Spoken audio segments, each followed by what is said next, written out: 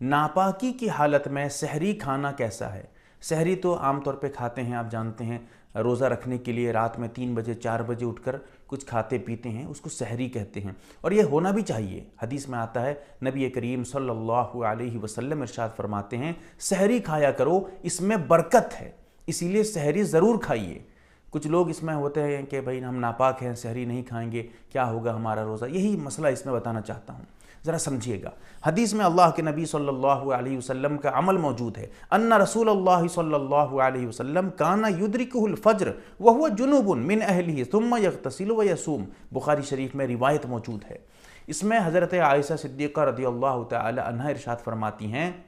اللہ کے نبی صلی اللہ علیہ وسلم رات میں بیوی سے جمع کرنے کے بعد غسل نہیں کرتے تھے۔ ہمیشہ کا عمل نہیں ہے، کبھی کبھار کا عمل بتا رہی ہیں کہ اللہ کے نبی جو ہے غسل نہیں کرتے تھے، ویسے ہی رہتے تھے، طلوع فجر کے بعد غسل کرتے تھے اور روزہ آپ رکھ لیتے تھے، آپ کا روزہ ہو جاتا تھا۔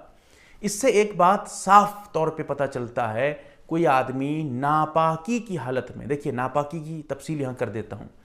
اگر کوئی عورت حالت حیض میں ہے، یعنی ماہواری کی حالت میں ہے، یا بچہ پیدا ہونے کے بعد جو ناپاکی ہے اس حالت میں ہے، وہ بھی ناپاکی کی حالت ہے، لیکن اس حالت میں روزہ تو ہوگا ہی نہیں، اور روزہ رکھنا بھی حرام ہے، یاد رکھیے گا، اس لیے اس کی بات یہاں نہیں کر رہا ہوں، یہاں اس ناپاکی کی بات کر رہا ہوں جیسے احتلام ہو گیا تھا،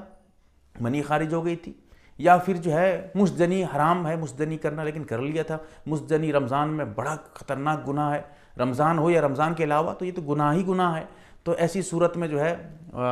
وہ ناپاک ہو گیا تھا۔ یا بیوی سے ہم بستری کر لیا تھا رمضان میں، رات کے وقت میں ہم جو ہے میاں بیوی مل لیے تھے، صحبت ہو گئی تھی، اب ایسی صورت میں ناپاک ہو گیا تھا۔ تو اب اگر ایسی ناپاکی ہے، پھر آدمی جو ہے غسل نہیں کرتا ہے، ویسے ہی ناپاکی کی حالت میں سحری کھاتا ہے اور روزہ رکھتا ہے۔ اس حدیث سے پتہ چلتا ہے کہ بالکل جائز ہے، کوئی گناہ نہیں ہے، ہاں بہتر ہے۔ اس عمل سے اللہ کے نبی صلی اللہ علیہ وسلم یہ کر کے بتانا چاہتے تھے کہ اگر کوئی ایسا کرنا چاہے تو گناہ نہیں ہے، جائز ہے، لیکن اس کا مطلب یہ نہیں ہے کہ آپ اسی کو سمجھیں کہ یہی جو ہے کرنا چاہیے، بغیر نہائے دھوئے ہم کو جو ہے روزہ شروع کر دینا چاہیے، یہ اچھا نہیں ہے، ہاں جائز ہے، بہتر نہیں ہے۔ اللہ کے نبی نے اس حدیث میں جواز کی طرف اشارہ کیا ہے اس عمل کے ذریعہ، اسی لیے چاہیے کہ آدمی غسل کر کے پھر آدمی سحری کھائے، روزہ رکھے، یہ اس کے لیے اچھا ہے، بہتر ہے۔ ورنہ جہاں تک روزے کے ہونے کی بات ہے، جائز ہونے کی بات ہے، بالکل جائز ہے، ناپاک آدمی بھی سحری کھا لے گا، پی لے گا، اس کے بعد روزہ رکھے گا، کوئی حرج نہیں، کوئی گناہ نہیں ہے، لیکن ہاں اتنا خیال رکھنا ضروری ہے فجر کی نماز جیسے نہ چھوٹے، کیونکہ اگر غسل نہیں کرے گا تو پھر نماز تو نہیں پڑھ پائے گا، ناپاک ہے۔ روزہ تو رکھ لیا، روزہ تو ہو جائے گا، لیکن ناپاکی میں جب تک غسل نہیں کرے گا تو پاک نہیں ہوگا تو نماز نہیں ہوگی۔ اسی لیے کم سے کم جو ہے فجر کی نماز سے پہلے غسل کر لینا اس کے لیے فرض ہوگا، ضروری ہوگا کہ وہ غسل کرے، پھر اس کے بعد فجر کی نماز ادا کرے۔ نماز اگر چھوڑے گا تو گناہ ملے گا، اس کے ساتھ ساتھ روزہ بھی اس کا مکروہ ہو جائے گا، کمزور ہو جائے گا، کیونکہ نماز ایک چھوڑنا گناہ ہے، اور روزے کی حالت میں گناہ کے کام کرنا روزے کو کمزور کر دیتا ہے۔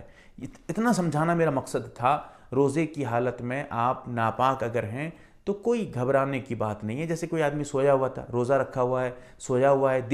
دن کے وقت میں احتلام ہو گیا، احتلام سے روزہ ٹوٹتا نہیں ہے، ہم مستری سے، صحبت سے، مزدنی سے روزہ ٹوٹتا ہے، وہ الگ مسئلہ ہے، احتلام ہو گیا تھا، ناپاک تھا، اب جتنے جلد سے جلد غسل کر لے، اور نماز کے ٹائم سے پہلے غسل کر لے، تاکہ نماز پڑھنا ضروری ہے۔ بہرحال یہ چند باتیں سمجھنے کی ہیں، اللہ تعالیٰ سمجھنے کی توفیق دے۔ یا کہنے کا صرف اتنا مقصد یاد رکھیے گا، کچھ لوگ ایسے ہیں سحری یہ سوچ کر چھوڑ دیتے ہیں کہ ہم تو ناپاک ہیں، اب کیا روزہ رکھیں گے، بہت غلط ہے، یہی بتانا چاہتا تھا میں۔